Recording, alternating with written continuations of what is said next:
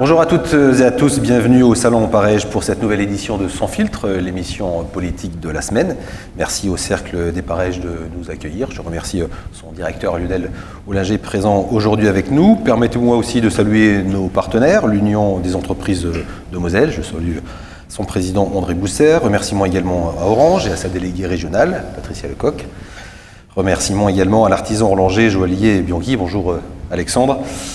Et un petit salut également à notre partenaire audiovisuel White Vision et son dirigeant Grégory Retter, car comme vous le savez, cette émission sera diffusée sur le site de la semaine et sur les réseaux sociaux. Elle fera aussi l'objet d'un retour dans notre hebdomadaire daté du jeudi 9 novembre. Chaque mois, j'ai le plaisir devant vous d'accueillir, d'interviewer une personnalité politique locale sur son actualité, sur l'actualité de notre territoire, sur les grands enjeux politiques et territoriaux du moment.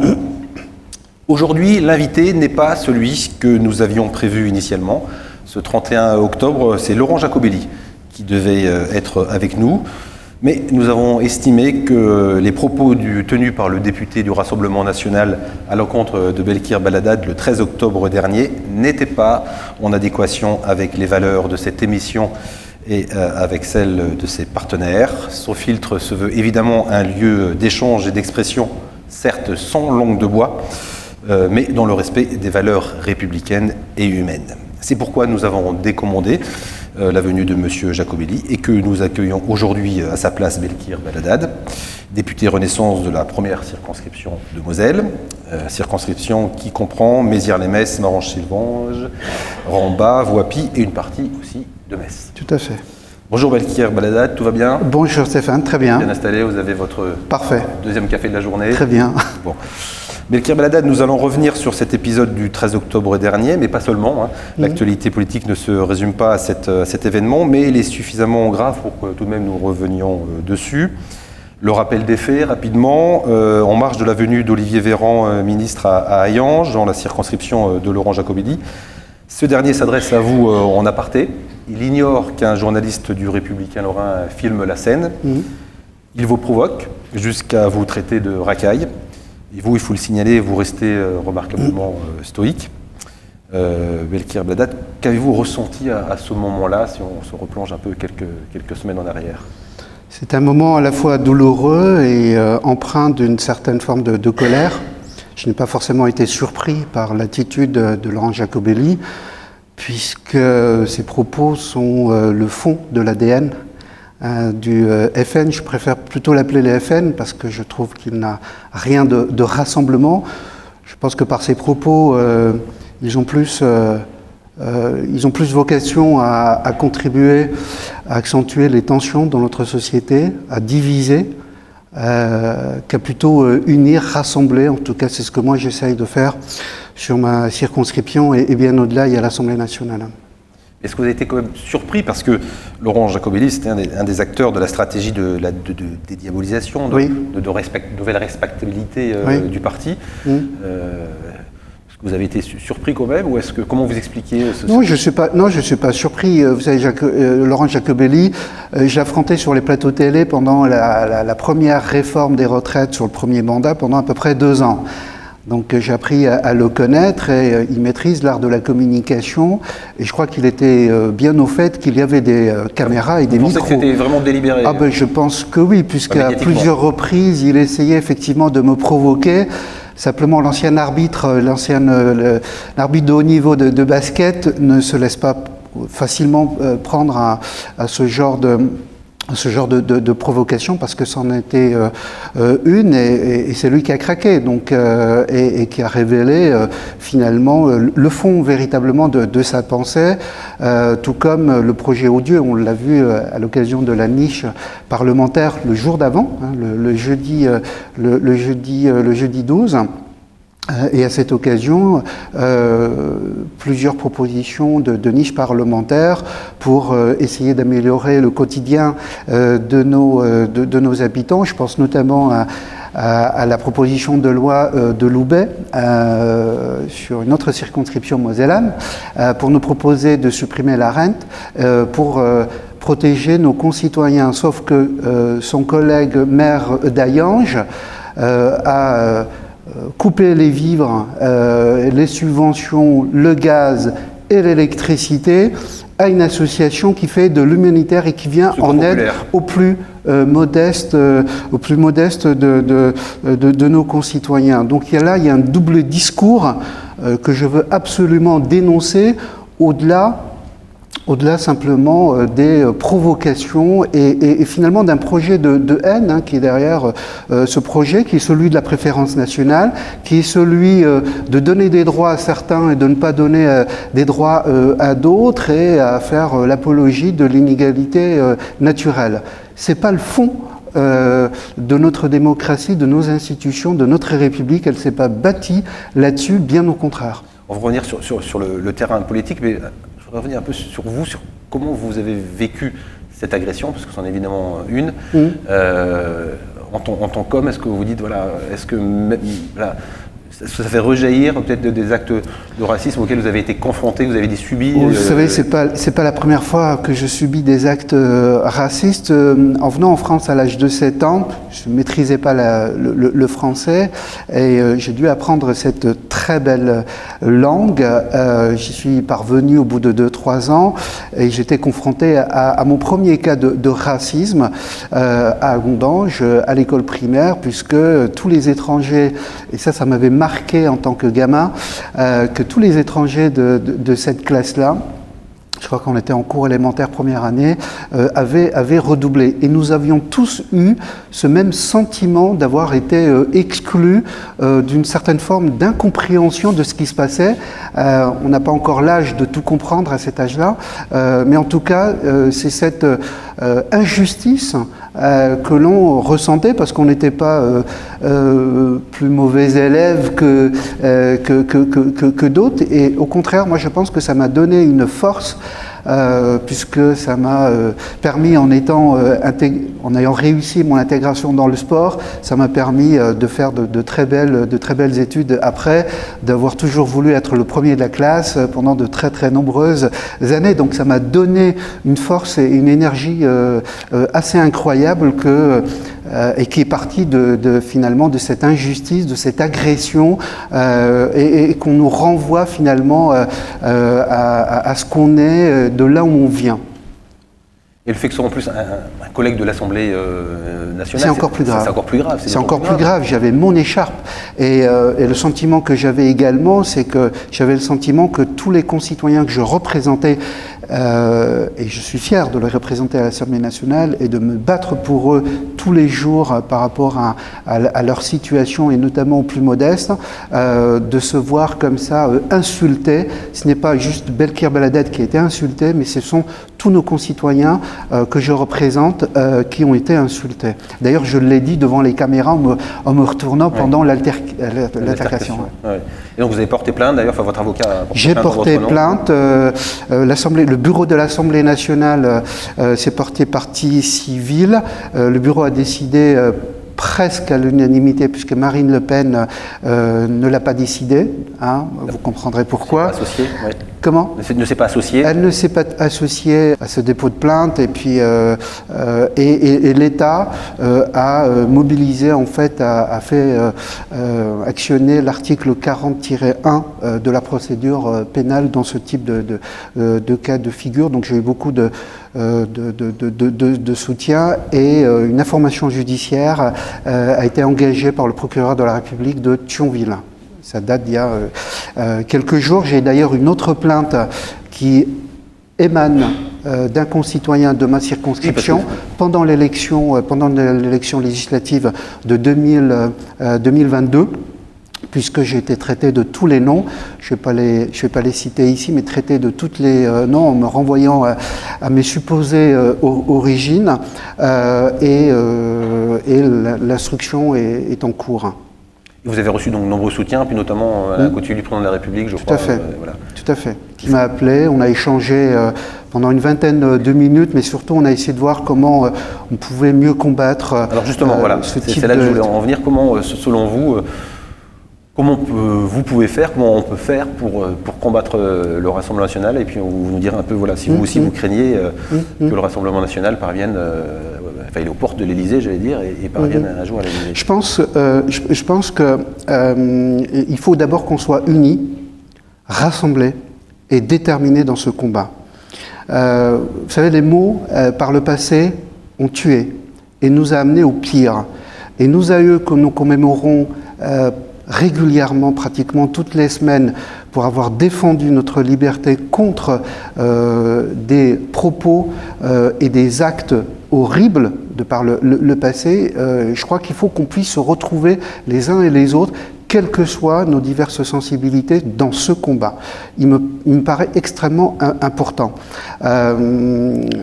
Ensuite, bien entendu, nous avons les uns et les autres, que ce soit l'État, les acteurs publics locaux, des actions extrêmement fortes en matière de politique de la ville, en matière de mobilité. On pourra probablement en reparler, notamment sur ma circonscription, en matière économique, pour lutter contre le chômage, pour faire activer toutes les formes de solidarité envers celles et ceux qui en ont plus besoin dans notre pays. Je crois qu'il faut accélérer tout ce mouvement, mais on voit bien que ce n'est pas suffisant. Et ce que je disais tout à l'heure, c'est que au-delà de ces politiques publiques extrêmement fortes qu'il faut continuer à poursuivre et à accentuer de manière importante, il faut véritablement qu'on se retrouve dans nos valeurs républicaines, dans la défense de nos institutions, parce que le fond du Rassemblement national ou du FN, ce que je disais tout à l'heure, c'est un fond xénophobe, raciste, qui n'est pas propre à notre pays. On voit bien les différents populismes en Europe et bien ailleurs dans le monde, et on voit bien que quand ils arrivent au pouvoir, ils sont bien embêtés quand ils sont en responsabilité. On le voit avec la première ministre Meloni, qui est bien embarrassée dans le traitement des flux migratoires, et on voit bien qu'elle a besoin des autres pays, hein, et tout le discours qu'elle a pu tenir pendant les élections législatives qui l'ont amenée aux responsabilités, se confronte à une réalité, une responsabilité qui vous oblige à tenir des positions autres que celles que vous avez pu tenir lorsque vous avez mené une élection. Et donc c'est sur ce combat-là qu'on doit également combattre cette imposture, le double discours. Moi je le fais en permanence au sein de l'Assemblée nationale, mais également sur ma circonscription. J'ai organisé un rassemblement, une grande réunion publique où étaient présents à la fois des élus, des présidents d'intercommunalités, mais également des responsables associatifs, des bénévoles, des citoyens, des syndicats étaient présents pour qu'ensemble nous puissions échanger au-delà de nos diversités, de pouvoir trouver des moyens d'action dans les semaines et dans les mois qui viennent pour combattre ce type de... Justement, parce que ce n'est pas un combat à remettre au goût du jour, parce qu'on avait peut-être justement tendance à oublier la générosité des idées portées par ce parti. Mais complètement, et je trouve que cette altercation et cette provocation et cet acte ignoble a montré finalement aux yeux de tout le monde et aux yeux du pays, puisque finalement beaucoup de Français se sont rendus compte de cette ignominie et de ces actes horribles. Il y a une vraie prise de conscience, je pense, du fait que finalement c'est un écran de fumée que nous propose le Rassemblement national à travers cette volonté finalement d'être très présentable. Mais derrière cette honorabilité, cette soi-disant présentabilité correcte, mais derrière il y a un fond véritablement raciste, dangereux pour nos institutions et pour nous tous ici présents. Donc vous dites une des solutions, voilà, c'est d'appeler à l'unité, Bien sûr. de faire cause commune, j'allais dire, une unité du pays qui, on a l'impression, est mise qui est en difficulté actuellement avec ce que certains redoutent, l'importation du conflit, de la guerre entre les terroristes du Hamas, enfin, l'attaque terroriste du Hamas et la réplique d'Israël. Est-ce que vous sentez sur le terrain des tensions qui peuvent exister, qui peuvent fracturer un peu le pays ou qui peuvent fracturer votre circonscription ? Le conflit au Proche-Orient peut effectivement peut fragmenter notre société, accentuer les tensions qui existent déjà suite aux différentes crises Covid, crise énergétique, la guerre en Europe avec l'attaque de la Russie vis-à-vis de l'Ukraine. Donc ces tensions sont accentuées avec la guerre au Proche-Orient. C'est pas forcément elles existent et depuis longtemps. Je pense pas que c'est pas un conflit importé. Nous avons une communauté juive extrêmement importante, l'une des plus importantes, ici même à Metz, l'une des plus anciennes communautés juives d'Europe, très bien installée, et nous vivons à Metz ici depuis très longtemps, dans une certaine forme de concorde, où il y a très peu de difficultés, parce qu'il y a cette forme de dialogue entre les différentes communautés, mais qui s'inscrivent dans une communauté nationale et républicaine. Et je vois là effectivement un risque de tension particulier. Et je crois que la France et la voix de la France, et notamment à travers celle du président de la République, c'est de réaffirmer, comme celle depuis le discours du général de Gaulle en 1967 lors de la guerre des 6 jours, de réaffirmer la position de la France quant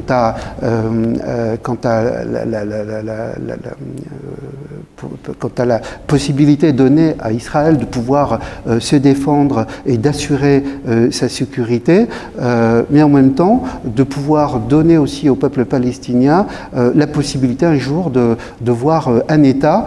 Je crois qu'il me paraît par rapport à la situation d'aujourd'hui de ne pas tout mélanger. Le Hamas n'est pas le peuple palestinien. Le Hamas est une organisation terroriste. J'ai combattu moi-même le GIA en Algérie. J'ai vécu l'islamisation de l'Algérie fin des années 80, début des années 90 pour la première fois de ma vie. J'étais pas encore français à l'époque, mais j'ai eu l'occasion de vivre un premier scrutin. Je n'ai jamais eu l'occasion de revivre le deuxième tour. Pourquoi ? Parce que le FIS, à l'époque, le Front islamique du salut, venait de remporter très largement les élections. En tout cas, il était largement en tête et un temps passe de remporter. Et on a eu le GIA avec des actes terroristes. Quand on se levait le matin à Alger pour aller prendre un café, comme on le prend là ce matin, on n'était pas sûr de revenir vivant. Alors, le combat contre l'islamisme politique, le terrorisme, je l'ai connu. On a eu l'occasion ici à Metz d'accueillir des gens, des journalistes, des caricaturistes,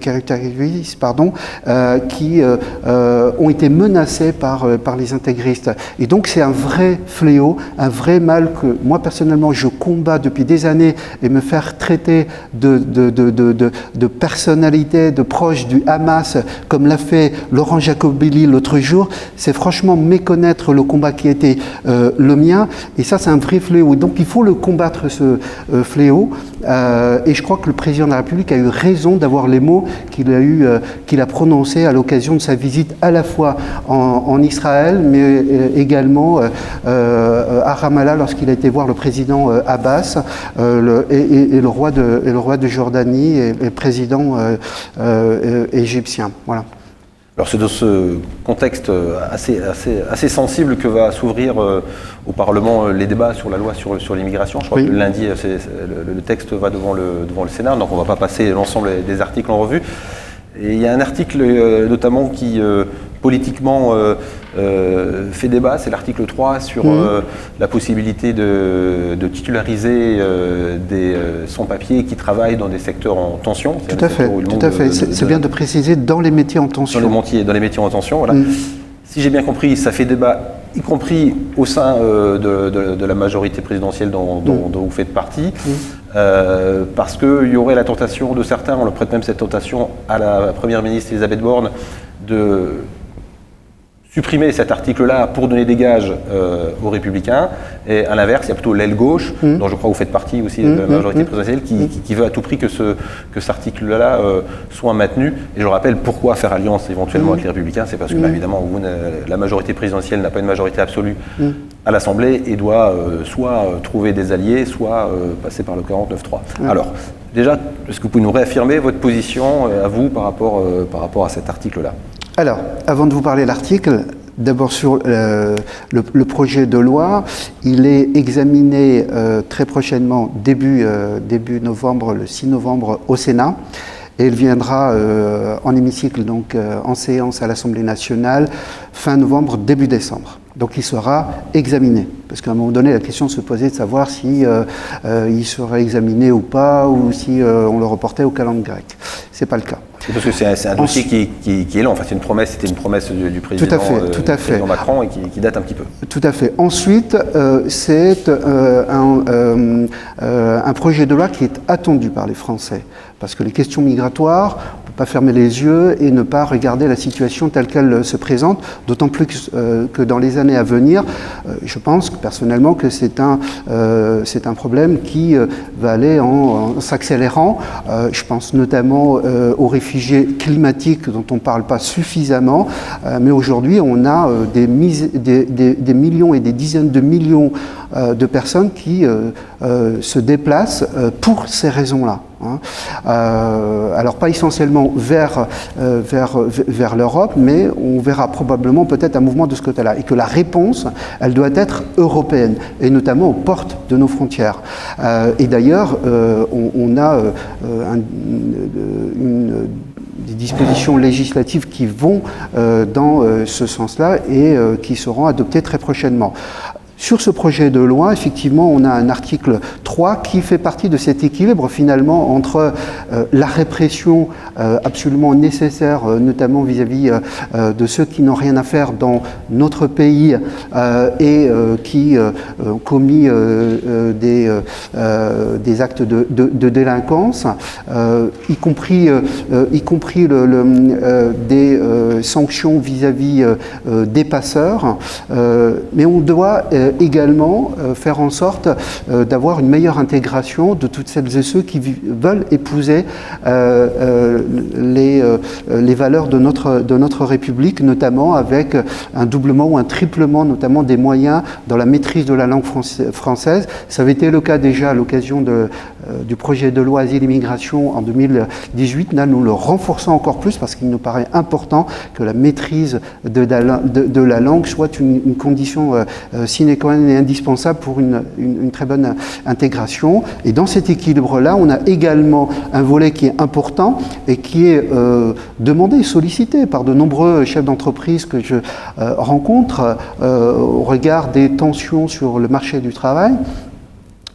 Notre ambition au sein de cette majorité depuis plusieurs années, c'est d'arriver au plein emploi, et on voit bien les difficultés, les tensions que l'on rencontre sur un certain nombre de métiers. Ils sont extrêmement nombreux, que ce soit dans le domaine public ou dans le domaine privé. Et donc, on a présent sur notre territoire un certain nombre d'étrangers qui sont très bien intégrés, qui, pour un certain nombre d'entre eux, ont des contrats à durée indéterminée et pour lesquels, en fait, il faut absolument apporter une réponse. Ils sont en situation irrégulière du point de vue administratif. Complètement. Et l'idée, c'est de régulariser dans les plus brefs délais toutes ces personnes. D'ailleurs, je rappelle que régulièrement chaque année, notre pays régularise 20 à 30 000 personnes dans cette situation-là. Donc c'est pas quelque chose de nouveau. Voilà. Alors quand j'entends effectivement du côté notamment des sénateurs et notamment de Retailleau, leur leader, et des républicains vouloir supprimer cet article-là, je pense que c'est pas du tout une demande du terrain, en fait, celle que j'entends, et c'est pas non plus la mienne. On peut pas continuer à laisser ces gens-là dans le non-droit alors qu'elles sont bien intégrée, qu'elles parlent bien pour le français pour un certain nombre d'entre elles. On a eu l'occasion de rencontrer deux à l'occasion de la visite du ministre Olivier Ferrand à Hayange, au Secours Populaire, donc qui travaillent dans une entreprise et qui à côté donnent de leur temps pour aider les autres. Donc vous l'avez compris, donc vous êtes un défenseur de ce... Je suis un défenseur pour qu'on maintienne cet article 3, qu'on le renforce et donc si c'est le débat parlementaire. Mais moi, s'il n'y a pas d'article 3, l'équilibre n'est plus respecté de ce texte-là. Et je l'ai dit à maintes reprises, y compris à l'occasion de la réunion publique que j'ai organisée samedi matin, pour moi c'est un fil rouge. Voilà, pour moi c'est un fil rouge. Voilà. Et donc on doit absolument, effectivement, être en capacité de pouvoir adopter les dispositions. Alors on peut discuter effectivement d'un certain nombre de métiers en tension, on peut en rajouter sur la liste retrait, des etc. Métiers, mais voilà, mais on doit absolument maintenir cet article 3. Voilà. Donc vous avez des garanties de la part de Matignon? Pour l'instant, écoutez, moi j'ai entendu à la presse que la Première ministre souhaitait supprimer, je me suis renseigné, il n'en était rien. Pour l'instant, voilà, je crois que c'est le débat parlementaire qui va permettre de clarifier toutes ces positions, mais en tout cas personnellement, c'est une ligne rouge. Juste pour situer pour ceux qui nous regardent et pour le public, Belkir Belhaddad au sein de la majorité présidentielle, je l'ai dit, donc c'est plutôt l'aile, vous venez du Parti Socialiste, ça c'est juste pour rappeler votre parcours, donc du coup c'est plutôt, on dit l'aile gauche de la Macronie, c'est ça? Non, oui, on a des sensibilités. Vous savez, quand j'ai rejoint Emmanuel Macron, c'était essentiellement parce que je trouvais que le projet qu'il présentait dans le dépassement, à savoir travailler avec des personnalités venant de divers horizons, de différentes sensibilités politiques, qu'elles soient de droite, de gauche, du centre, hormis les extrêmes, bien entendu des gens de la société civile, est une excellente idée. Il y a un moment donné où on doit être capable de travailler intelligemment. C'était 2017, depuis qu'il y a eu un premier mandat, un deuxième qui a commencé, avec une politique qui est plutôt plus de centre-droit que de centre-gauche. Globalement, est-ce que vous vous sentez toujours à l'aise dans cette majorité présidentielle? En tout cas, moi, je dirais, dans ma conception et dans mon engagement politique, un certain nombre d'axes majeurs qui sont la lutte, qui sont liés notamment à mon parcours personnel et professionnel, et mon engagement politique se base là-dessus, c'est celui de la lutte contre les inégalités et celle des injustices.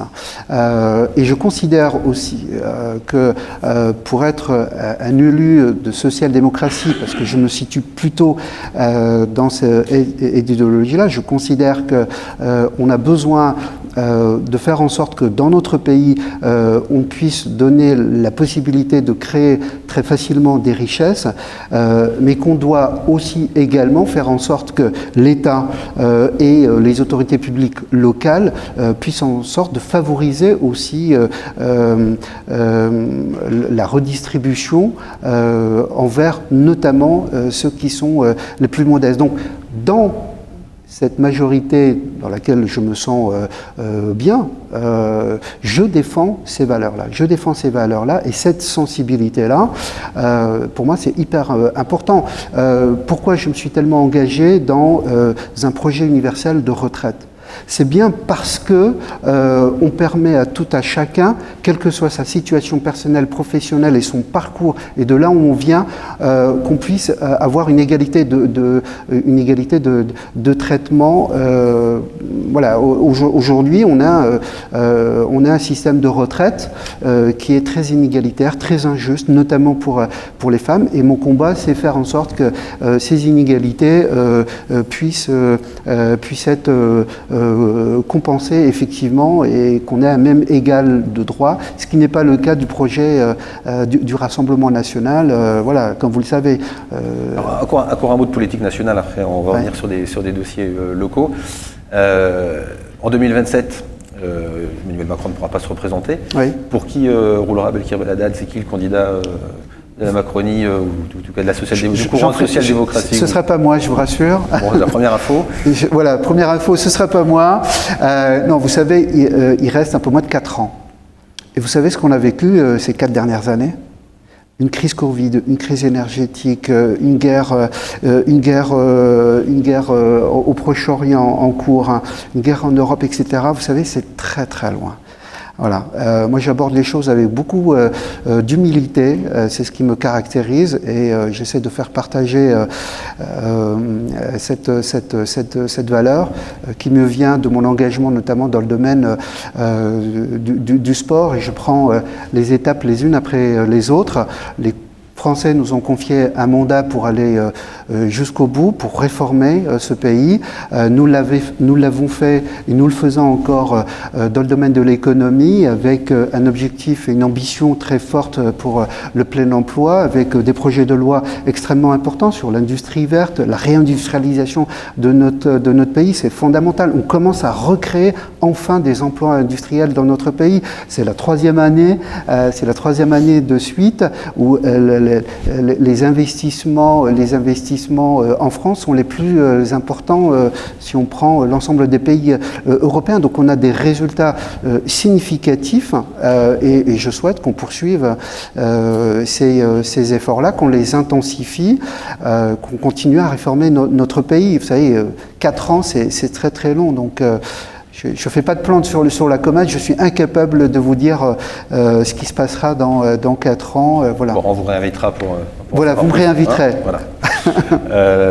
On va parler de sport et des dossiers autour du sport que vous suivez particulièrement. Avant, sur un ou deux dossiers importants pour votre circonscription, au-delà pour la Moselle et pour la Lorraine, la mobilité. On attend du gouvernement que vous soutenez toujours le feu vert pour la 31 bis. On ne voit rien venir. Je ne sais pas si vous voyez d'autres. Parce que vous avez d'autres signaux positifs, mais pour l'instant, du côté de Clément Beaune, le ministre des Transports, ça tarde un peu à donner le go. Alors j'ai évoqué ce sujet à plusieurs reprises avec Clément Beaune, avec qui j'entretiens des relations très, très étroites sur de nombreux sujets de mobilité, puisque ma circonscription en fait se trouve dans ce que j'appelle cet espace central entre 2 pôles qui sont Thionville et puis la métropole. Et 3 intercommunalités, Rive-de-Moselle, Metz Métropole et la CCPOM. Et les enjeux de mobilité sont au cœur finalement de ce territoire. Pas que ce territoire, hein, parce qu'on a aussi d'autres territoires comme ceux de la Moselle-Est et la Moselle-Sud qui sont extrêmement importants, mais je parle de la circonscription sur laquelle je travaille depuis plusieurs années. On a ces sujets qui sont prégnants et le sujet de la 31 bis en fait partie. Je soutiens ce projet-là, comme d'autres formes de mobilité absolument nécessaires et complémentaires, notamment le RER Express. Vous connaissez la volonté du président de la République avec les 10 RER Express régionaux. On en a eu un et on en a un à Strasbourg à titre expérimental qui est déjà lancé.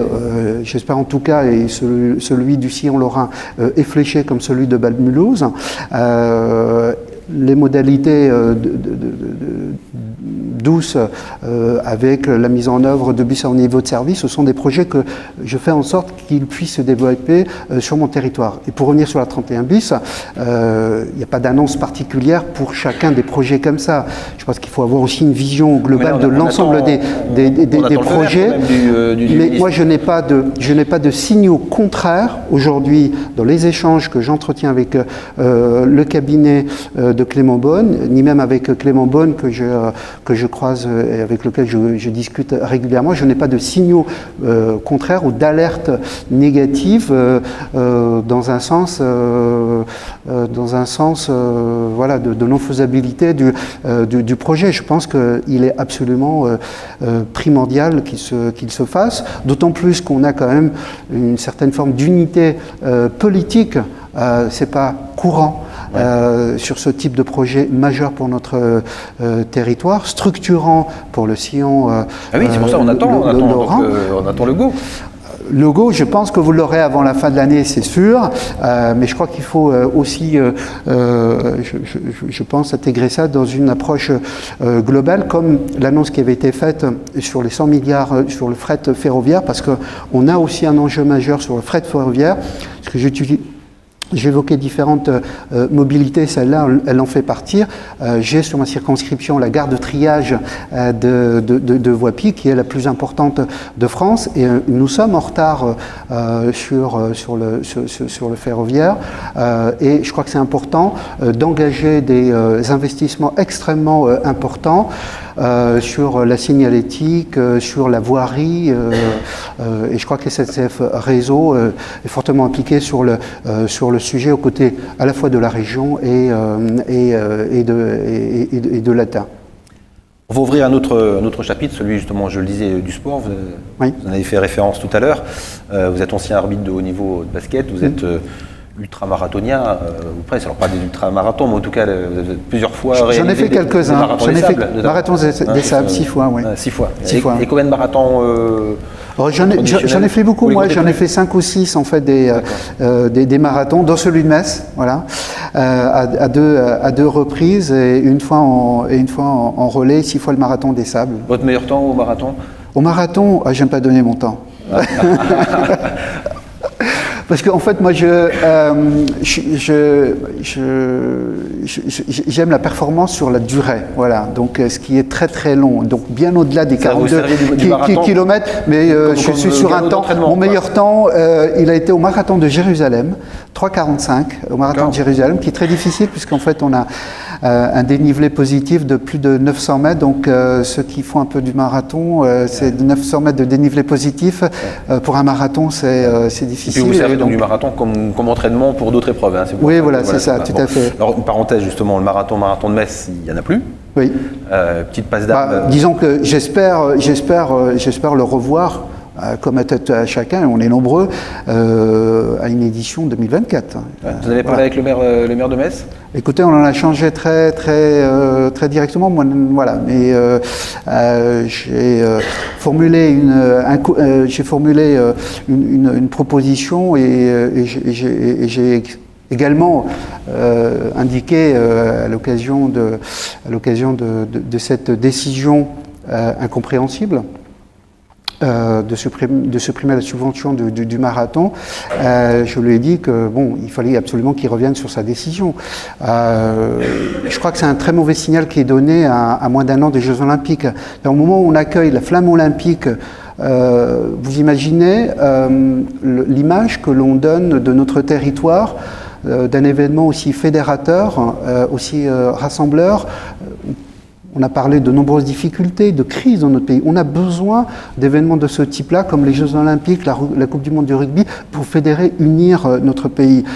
Et l'ambition, c'est de faire nation, notamment à travers le sport. Et j'y crois profondément. C'est le sens de mon engagement au sein de ce groupe de travail sur les Jeux Olympiques. Et voir le marathon ne pas avoir lieu quelques mois avant les Jeux Olympiques, c'est vraiment un crève-cœur. Pas seulement pour moi, mais pour tous les bénévoles et les sacrifices qu'ils ont pu donner pendant 12 ans, donner de leur temps pratiquement toutes les semaines, tous les mois, pendant 12 ans. C'est surtout pour eux, pour les coureurs, pour les bénévoles, les spectateurs et tous ceux qui sont amoureux du sport en général. Alors vous dites que vous faites partie d'un groupe de travail parlementaire, c'est ça, de suivi des Jeux Olympiques, c'est ça? Oui, tout à fait. Voilà. Ça va, ça se prépare bien, enfin vous n'allez pas nous dire le contraire, parce que vous êtes voilà, dans la majorité présidentielle, vous êtes plutôt évidemment moteur sur le sujet. Mais est-ce qu'il y a des points d'inquiétude quant à la préparation des JO là, ou est-ce que plutôt pour vous tout va bien dans le meilleur des mondes possibles? Non, je ne dirais pas ça. Ce groupe de travail en fait a été initié dans le cadre de la commission culture, éducation et sport. Donc j'en suis le coprésident avec Maxime Minot. Il rassemble une trentaine de députés et son rôle c'est de suivre l'organisation des Jeux Olympiques et Paralympiques sur l'ensemble des sujets, la question des mobilités, la question du logement, par exemple avec les 4000 logements du village média, village média, village des athlètes, la question du Grand Paris Express avec la ligne 14, la question de l'accessibilité, la question de la sécurité également qui est fondamentale. Sans sécurité, on n'organise aucun événement quel qu'il soit, y compris celui du marathon de Metz. Est-ce qu'on ne sera après. Est-ce qu'on a donné les clous ? On a 2 points d'inquiétude qui sont les questions de mobilité, hein, notamment, et la question de l'accessibilité, et la question de la sécurité. Nous allons mobiliser, rien que pour la cérémonie d'ouverture, qui aura lieu le 26 juillet 2024, et qui commencera à 20h24, ça s'invente pas, 45 000 forces de sécurité intérieure qui seront mobilisées sur Paris pour assurer la sécurité. Sans oublier que dans le restant du pays, il faut aussi assurer le quotidien. Donc c'est énorme. Et on a besoin environ de 20 à 22 000 agents de sécurité privés. Qu'on est loin d'avoir pour l'événement. Donc on a un certain nombre d'actions qui sont menées par le ministère du Travail et les services de l'État avec la région Île-de-France s'emploient véritablement à faire en sorte d'avoir le maximum de candidats, de former. On a réduit les cycles de formation pour avoir le maximum d'agents. Mais ça ne suffira pas forcément. Voilà. Donc, il y a le recours aux entreprises privées aussi de sécurité. Comment ? Le recours aux entreprises privées. Le recours également aux entreprises privées, oui, tout à fait. Donc on a fait un gros travail avec la filière et la branche professionnelle pour rendre plus attractifs ces métiers parce qu'ils ne le sont pas suffisamment, payés souvent en dessous du SMIC. Donc il y a un gros travail qui a été fait à la fois par le gouvernement et la branche pour augmenter de plus de 10% les salaires, pour améliorer les conditions de travail. Voilà, on espère que ça suffira, mais aujourd'hui on est à peu près à 6-7 000 recrutements sur les 22 000. Voilà, mais c'est pas dit forcément que ceux qu'on forme seront disponibles le jour si on n'y arrive pas, à vous entendre, le pari n'est pas gagné de ce point de vue-là. Non, on fera probablement comme ce qu'a fait Londres, c'est-à-dire mobiliser l'armée. Mobiliser l'armée. Voilà. En plus des forces de sécurité intérieure, forces de gendarmerie, forces de police, plus police municipale, pour assurer aussi un certain nombre d'événements qui auront lieu dans les territoires. Je pense notamment aux fan zones, aux territoires labellisés terres de jeu. On a pratiquement plus de 4000 collectivités qui sont engagées dans cette démarche-là. Et sur la mobilité, les points d'inquiétude, c'est quoi ? C'est le Grand Paris Express ? On sait aujourd'hui, de toute manière, qu'on sera en capacité de livrer que la ligne 14, qui fait le prolongement avec Orly et puis l'aéroport Charles de Gaulle. Et puis la question de l'accessibilité pour ces nouvelles lignes, notamment faisant en sorte, on ne va pas réaliser de travaux importants, mais notamment pour les personnes malvoyantes et malentendantes, il y aura des dispositifs spécifiques qui seront mis en place. Les investissements pour les personnes à mobilité réduite, je pense qu'il aurait fallu les faire il y a bien plus longtemps, il y a 10, 15 ans, 20 ans, quand on voit l'inaccessibilité pour les personnes en mobilité réduite. C'est assez incroyable le travail qui reste à mener. Ce sont plusieurs milliards d'investissements à réaliser que nous ne sommes pas en capacité de faire dans les semaines et dans les mois à venir, mais ce n'était pas prévu dans le contrat et dans le cahier des charges qui avait été fixé par le CIO. Voilà. Donc la mobilité, effectivement, la livraison des différents ouvrages, on a 150 ouvrages à peu près, ils vont être livrés dans les temps, on n'a pas d'inquiétude là-dessus. C'est Porte de la Chapelle, l'Arena, c'est le centre nautique, c'est la Marina à Marseille, c'est la rénovation également du centre de tir de Châteauroux. Donc sur ces équipements, on devrait être à temps, en sachant que la candidature de Paris 2024 a consisté aussi à proposer une grande partie d'équipements déjà existants. On a à peu près 95% des équipements qui sont déjà existants. Il y a eu quelques rénovations qui ont été engagées, mais Voilà, on a l'ensemble des équipements, ce qui nous laisse à penser que sur ce volet-là, on sera plutôt au rendez-vous. Voilà. Un mot sur la polémique, enfin une des polémiques. Je crois que c'était. Il y en a toujours eu, et on continuera d'en avoir. La dernière, continuera d'en avoir. Là, c'est un peu dans l'actualité, c'est sur le dédommagement, entre guillemets, dédommagement des étudiants à qui on demande de céder leur logement étudiant. On leur dit, ok, voilà, je trouve que c'est 100 €, et puis merci, au revoir. C'est vrai que, est-ce que c'est une erreur de communication, ou c'est le dispositif qui n'est pas bon, ou quel est votre regard? Parce que je pense que vous en avez parlé avec vos collègues. Il y a tout un travail qui a été fait. Oui, tout à fait. Il y a tout un travail qui a été fait avec le Crous, comme les personnes sur domicile fixe, pour leur trouver en fait effectivement des hébergements adaptés pour cela. Mais on n'a pas d'inquiétude particulière sur les étudiants. On a identifié en fait une masse d'étudiants qui effectivement restent dans ces résidences universitaires plutôt que de rentrer chez eux ou d'être en vacances, parce qu'on sera en période de vacances, donc à cette période-là. Donc c'est un sujet, mais c'est pas forcément un sujet qui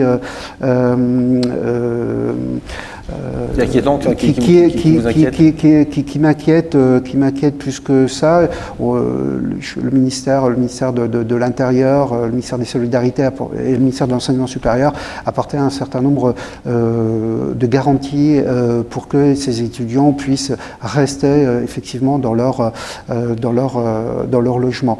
Au-delà de ça, on a effectivement un enjeu majeur qui est celui de l'hébergement, à la fois des bénévoles, puisque c'est quand même 45 000 bénévoles, mais il faut voir ça à l'échelle de l'Île-de-France, plus de 10-12 millions d'habitants. Donc les solutions sont à apporter à cette échelle-là et pas uniquement Paris intramuros.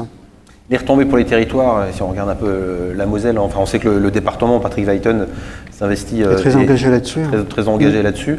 Quel est votre regard sur ce qui est mené ici sur le territoire par les différents exécutifs locaux?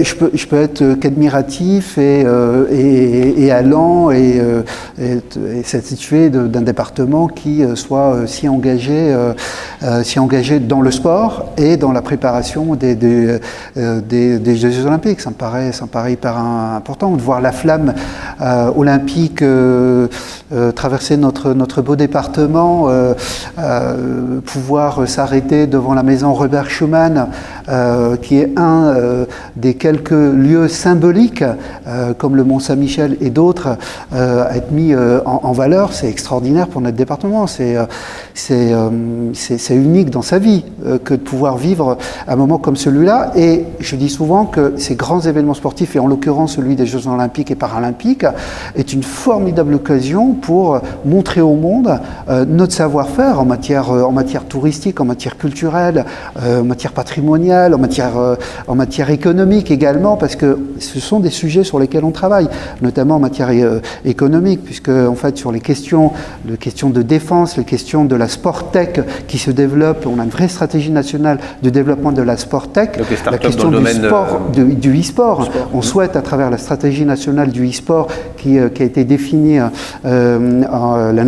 l'année passée, qu'on soit le fer de lance dans le monde sur à la fois la sport-tech et le e-sport, et ça passe par les territoires également. Donc moi je suis très heureux de voir mon département être aussi impliqué sur ces sujets-là.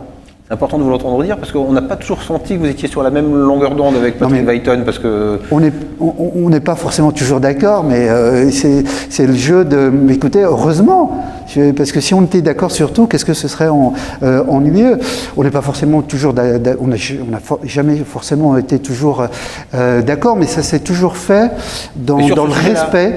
Dans le respect, on est des amoureux profonds du sport, et nous croyons dans les vertus du sport et dans sa vocation fédératrice de notre pays et de notre territoire. Et ça, on a chevillé au corps, et c'est ça que l'on défend, au-delà simplement de quelques divergences qu'on peut avoir sur tel ou tel sujet. Et heureusement que quelquefois on en a, et ça permet aussi de ne pas être dans nos certitudes. Vous savez, quand on est sportif, il ne faut pas trop rester dans ses certitudes. Voilà, c'est ça l'humilité également, et ce à quoi on s'oblige quand on est en responsabilité. Avant de passer la parole à la salle, parce que ça permet à chacun peut-être de réfléchir aux questions qu'il voudrait poser, vous parlez d'exemplarité du sport, et on parle aussi d'image. Ce qui s'est passé ce week-end à Marseille, porte du Vélodrome. En termes d'image, évidemment, c'est catastrophique. En termes d'explication, on a du mal à comprendre. Enfin, vous, quel est votre regard sur le caillassage là, du bus de l'OL ? Ah oui, c'est inadmissible. Enfin, voir cette violence, on ne peut pas tolérer ce type d'acte. Et je pense que les clubs doivent véritablement aussi prendre leurs responsabilités. Tout le monde doit prendre sa part de responsabilité. En plus, c'était même pas dans l'enceinte du club. Il y a eu les actes racistes, etc. Dans le stade. Mais sur le caillassage, c'était pour le stade. Il y a tout un travail à mener également avec les clubs de supporters, ce que fait le Football Club de Metz depuis de longues années. Et globalement, ça se passe globalement plutôt bien. Voilà. Et ce travail de dialogue et d'écoute me semble fondamental pour prévenir ce type d'actes. Après, lorsque ces actes ont lieu, il faut pas simplement les dénoncer, mais il faut les sanctionner derrière. Et je crois que l'arsenal juridique qu'on a développé notamment à travers la loi sur la démocratisation du sport, mais notamment sur la question du supporterisme, tout un groupe de travail là-dessus qui fait à la fois l'évaluation et des propositions sur ce type d'actes, doit nous permettre effectivement d'aller dans le bon sens. Mais il faut à la fois faire de la prévention, l'écoute et la responsabilité à la fois des clubs. Ça fait des années qu'on le dit. Des clubs. Ouais, mais il faut poursuivre, continuer. On a alourdi les sanctions, etc. Mais il faut que les sanctions derrière soient effectives également. Voilà. Mais en tout cas, le dispositif répressif est là, on l'a fait ces dernières années, ces derniers mois, etc. Donc il faut qu'il puisse être effectif. Il y a à la fois une responsabilité de l'État, des collectivités, des clubs professionnels aussi. Il y a un gros travail qui a été fait par de nombreux clubs avec les supporters. Et puis cette violence, c'est une violence qu'on retrouve dans notre société. Le sport n'est pas à l'abri de cela. Ce sont les violences commises à l'encontre des élus, qu'on soit un élu local ou un élu national, envers des gamins. Je lutte contre le harcèlement scolaire depuis de nombreuses années. On a été avec Gabriel Attal au Danemark voir quelles sont les bonnes pratiques qu'on pourrait développer ici dans notre pays. Cette culture de la bienveillance, de la tolérance vis-à-vis des autres, il faut absolument, je sais qu'on est un pays de révolutionnaires, mais quand même, il faut absolument qu'on cultive cela. Ça passe par la prévention et ça passe par l'éducation. Et pour moi, la mère de toutes les batailles, c'est l'éducation. Et on doit enseigner, comme on enseigne savoir lire, compter et écrire, on doit apprendre à nos plus jeunes gamins la tolérance, le respect de l'autre, l'altérité, que celui qui est différent de nous, il ne vaut pas forcément du mal. Voilà. Et donc ça, pour moi, c'est un chantier qui est devant nous, comme le chantier de la parentalité. Le chantier de la parentalité est extrêmement important. Il faut aussi j'ai parlé d'un certain nombre de responsabilités, mais la responsabilité des parents est extrêmement importante. Et ce chantier-là a été démarré là très récemment par le président de la République. Voilà. Merci Belkir Baladad. Il est temps de passer aux questions de la salle. Plusieurs, donc on va commencer par André Bousser, après il y a Hervé Baudouin, après je vois, et Patricia Lecoq, et d'autres. Voilà. Tout d'abord, je voudrais remercier et féliciter la semaine d'avoir décidé de reprogrammer cette journée, parce que je crois qu'il fallait vraiment le faire. Je voudrais aussi apporter mon soutien à Belkir dans cet événement, mais aussi pour le maintien de l'article 3 de la loi sur l'immigration, parce que les entreprises en ont vraiment besoin. Donc là, je parle au nom de l'Union des entreprises de Moselle. Par contre, dans le combat contre le RN, je constate malheureusement en ce moment, chez beaucoup d'élus nationaux, on ne parle à aucun moment des élections européennes. Et je pense que c'est un véritable danger parce qu'on laisse la porte ouverte au RN qui, si personne ne le combat, va détricoter l'Europe de l'intérieur. Et en tant que chef d'entreprise, nous avons, et en tant que citoyen en France et en Europe, on a vraiment besoin d'une Europe solidaire et forte. Donc je voudrais connaître ta position sur ce point. Je partage complètement. D'abord, merci pour le soutien apporté. On en a vraiment besoin, et j'en ai vraiment besoin, parce que ça me donne de la force dans l'engagement qui est le mien. Sur l'article, je reviens pas dessus, j'ai exprimé la pensée qui était la mienne. Vous avez raison d'évoquer l'Europe. L'histoire de notre territoire est inscrite fondamentalement sur les terres de Robert Schuman. La maison de Robert Schuman se trouve sur ma circonscription, et donc c'est une vraie fierté. À chaque fois que je suis à Paris, je leur parle de la maison Robert Schuman et de l'action de Robert Schuman autant de fois que je le peux. Et les réponses que, face à un certain nombre de crises que j'évoquais tout à l'heure, ne peuvent trouver de débouchés que dans un contexte européen.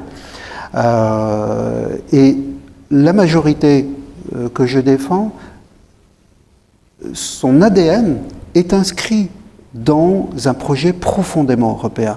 L'engagement du président de la République au tout début de son premier mandat avait été l'occasion de rencontrer un certain nombre de chefs d'État et d'exprimer, notamment par son discours à Amsterdam, cette vision de l'Europe, parce qu'il voyait également, et on le voit, l'inquiétude se développer dans un certain pays européen, se recroqueviller sur eux-mêmes et voir des extrêmes droites arriver, non pas, elles ne sont pas aux portes du pouvoir, elles sont au pouvoir. C'est la grande différence par rapport à il y a quelques années, et je n'aimerais pas voir cette extrême droite arriver au pouvoir dans notre pays. Et je crois qu'effectivement, nous devons défendre cette vision de l'Europe ouverte sur le monde.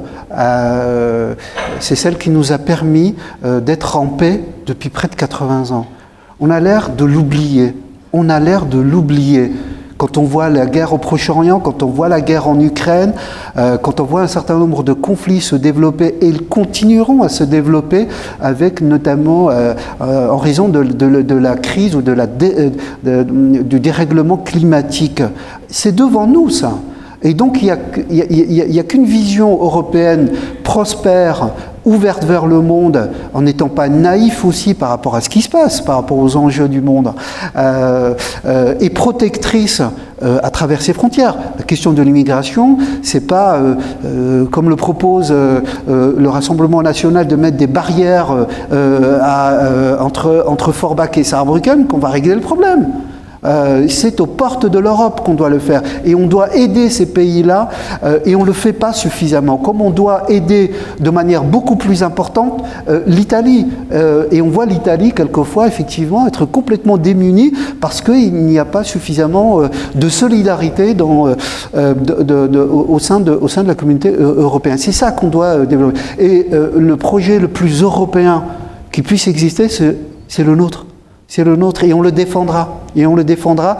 Et vous avez raison de dire que plus tôt on engagera cette campagne des européennes, et mieux ce sera. Et elle prend encore plus de sens par rapport aux crises que nous vivons aujourd'hui, et aux défis à la fois climatiques, mais aussi aux guerres à nos portes et au sein de l'Europe.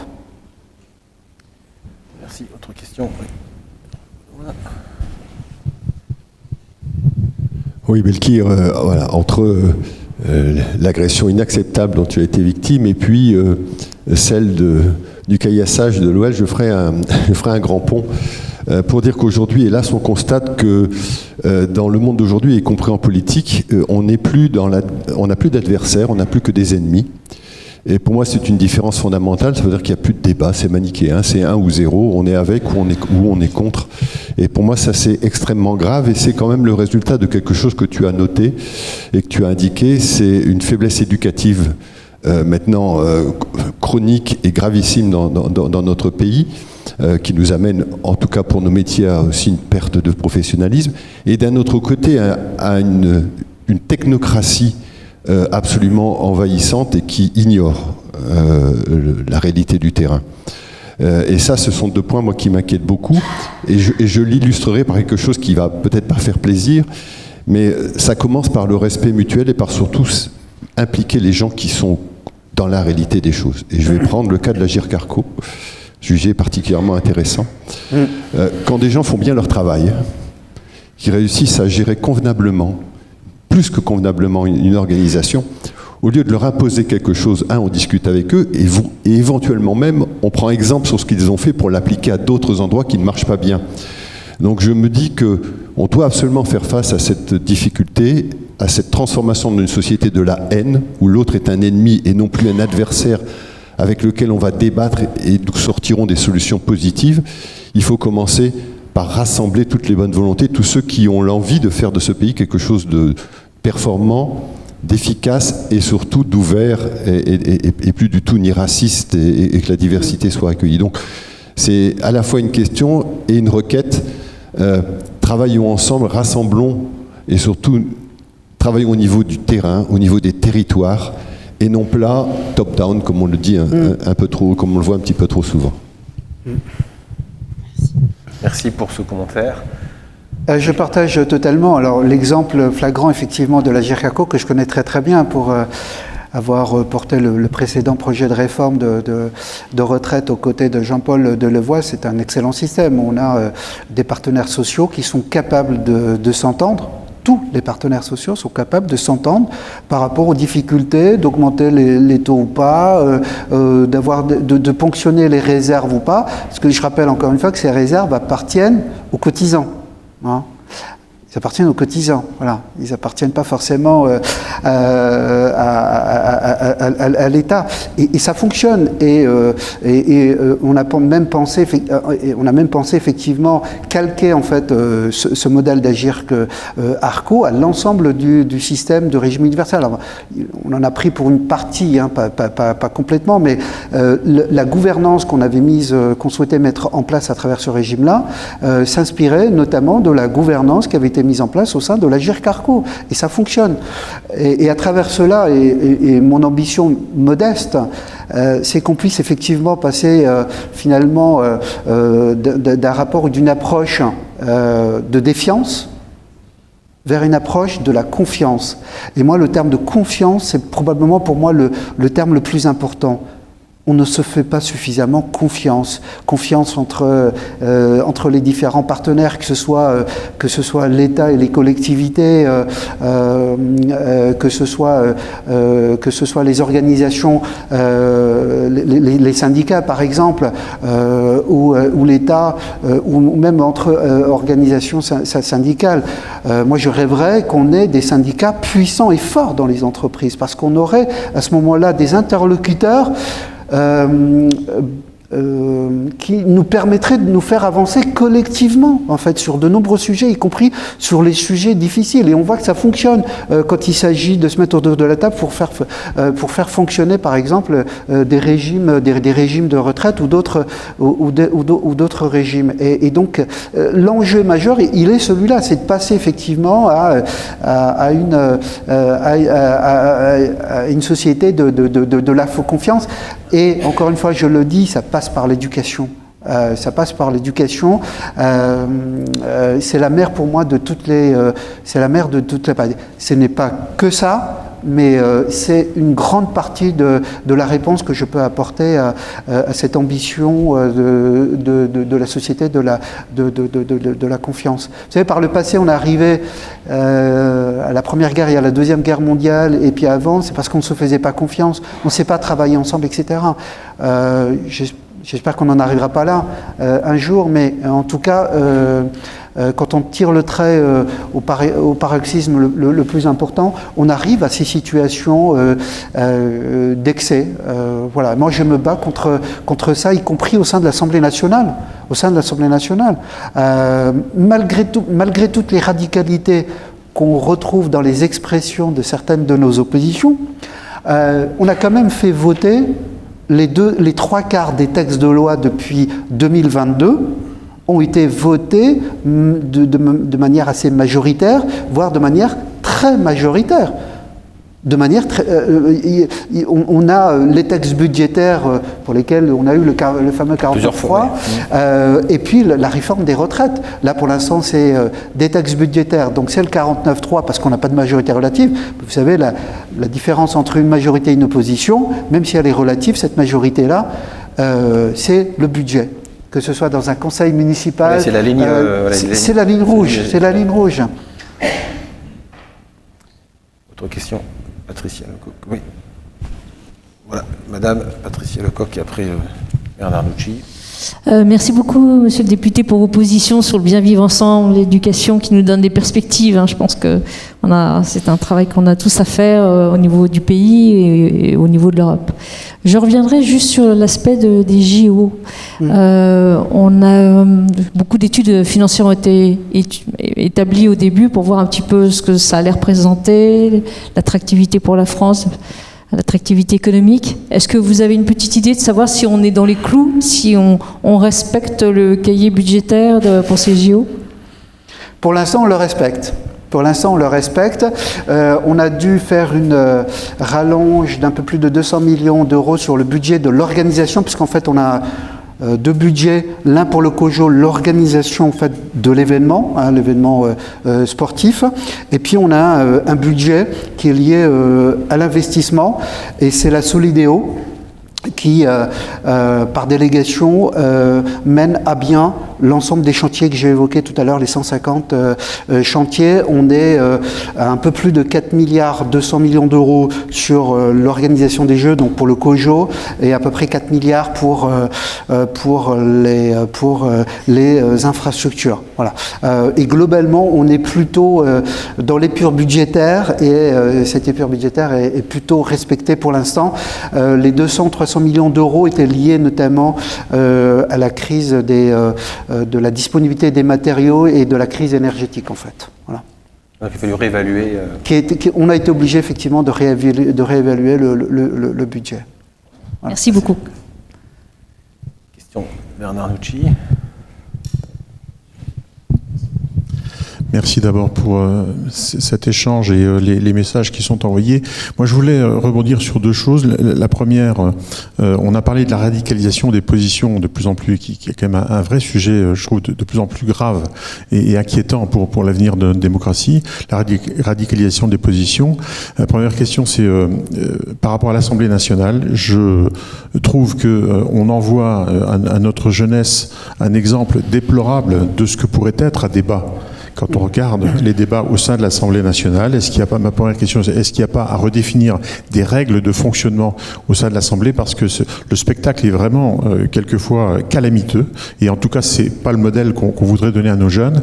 Et la deuxième question qui, un petit peu sur les mêmes sujets, tu nous as parlé effectivement de l'éducation, et je suis à 300% d'accord avec ça, je pense que ça passe par la jeunesse, mais avant que cette éducation-là fasse effet, et surtout, malgré tout un jeune, et en partie à l'école, mais il est beaucoup dans les quartiers, dans sa famille et dans la communauté. Est-ce qu'il n'y a pas un travail à faire aussi sur le rapprochement des communautés et sur le dialogue entre les communautés? Il y a dans des situations comme en ce moment, il y a une radicalisation aussi des positions des différentes communautés, où j'aimerais voir, plutôt que de voir une manifestation une fois pour Israël, une fois pour la Palestine, voir une manifestation de Français qui essaient de manifester pour le dialogue, pour la paix et pour des valeurs un petit peu plus élevées. Concernant la première question, cette radicalité, on l'avait perçue, y compris lors des élections présidentielles et législatives. Surtout du côté de la NUPES et en particulier du côté LFI, qui veut mettre en place une nouvelle république, qui finalement veut semer le trouble, le désordre, dans l'hémicycle. Et c'est une vraie volonté dans les échanges que nous pouvons avoir. On se fait insulter. On se fait insulter en nous renvoyant à notre à ce qu'on est ou ce qu'on peut être pour eux. C'est-à-dire tous des gamins nés avec une cuillère en argent ou en or dans notre bouche. C'est pas vrai. On leur explique dans l'hémicycle que moi, personnellement, ça m'est arrivé en 97, 98 de connaître des difficultés. J'avais créé une entreprise, ça n'a pas marché, je suis tombé, j'ai touché le RMI, ça a duré 1 an et demi, j'étais en galère. Ouais, ben voilà, mais ça ne m'a pas empêché de devenir un jour député, de rebâtir un projet, de travailler pour un groupe industriel, etc. Et cette radicalité-là, on le subit effectivement dans l'hémicycle, et dès qu'il y a débordement, il y a sanctions. Il y en a eu plusieurs des sanctions. Donc on a un règlement pour ça. Je pense qu'on n'a pas besoin forcément de changer le règlement pour le faire, mais je crois que c'est important aussi de dire que beaucoup de textes ont été votés avec une majorité importante, voire très importante, et qu'on a des débats plutôt constructifs en commission. Le travail de commission n'est jamais montré à la télé, hein, jamais. Mais c'est là où on avance en fait, c'est là où on prépare les textes. Dans l'hémicycle, il y a une certaine forme de théâtralisation que vous connaissez. On est plutôt dans du théâtre. Voilà. On est là pour persuader, bien entendu, avec le geste, le verbe qui va avec, même s'il est outrancier pour certains. Mais tout ce travail sérieux est fait en commission. Et je crois que les Français ont voté pour un certain nombre d'élus députés France Insoumise. Est-ce qu'ils voteront encore pour eux la prochaine fois au regard de tout ce qu'ils ont pu montrer comme radicalité, aussi bien au sein de l'hémicycle qu'à l'extérieur? Voilà, on a vu un député tenir un ballon avec l'effigie du président de la République. Enfin, c'est scandaleux. Et il a été sanctionné. Voilà, donc je crois qu'il faut dénoncer, et voilà, il y a un règlement, il y a des sanctions, nous le subissons effectivement, mais il faut faire la part des choses entre la théâtralisation, cette radicalité qui est montrée à la télé, puis tout le travail derrière qui est mené. Mais j'aimerais bien qu'on montre aussi les trains qui arrivent à l'heure et tous les textes qui sont votés majoritairement par tout le monde, voire à l'unanimité. Il y a même des textes de loi où on a des co-rapporteurs, NUPES, Majo. Ça existe sur les influenceurs, hein, pour lutter contre notamment les dérives sur les réseaux sociaux. Ben, on a été capable de travailler ensemble. Qui le sait? Qui le sait? Voilà. Ensuite, sur la deuxième question... C'était les communautés. Est-ce que les communautés ne devraient pas plus travailler ensemble? Il n'y a qu'une seule communauté pour moi, il n'y a qu'une seule communauté, c'est celle de la communauté française. Après, vous pouvez avoir effectivement des sensibilités, comme en Europe, hein. L'Espagne est plutôt une position pro-palestinienne. L'Allemagne, de par l'histoire, avec la Shoah, etc., donc, est plutôt proche d'une position israélienne. Donc c'est pas propre à notre pays, et on a chacun d'entre nous une histoire par rapport à notre territoire et relations qu'on peut avoir avec les uns et les autres. Comme je le disais, ici, ça se passe plutôt bien globalement, mais vous avez forcément une radicalité qui s'exprime dans tout conflit. Et je crois qu'il faut qu'on revienne, pour moi, à une parole publique extrêmement forte pour redire ce que j'ai dit tout à l'heure sur la position française qui est plutôt équilibrée, c'est-à-dire le droit à Israël d'une existence et le droit de se défendre, mais également le droit au peuple palestinien d'avoir un État, d'accord, de lutter contre le terrorisme, et ça doit tous nous rassembler, et dénoncer également, et je le dénonce, la colonisation en Cisjordanie. Voilà.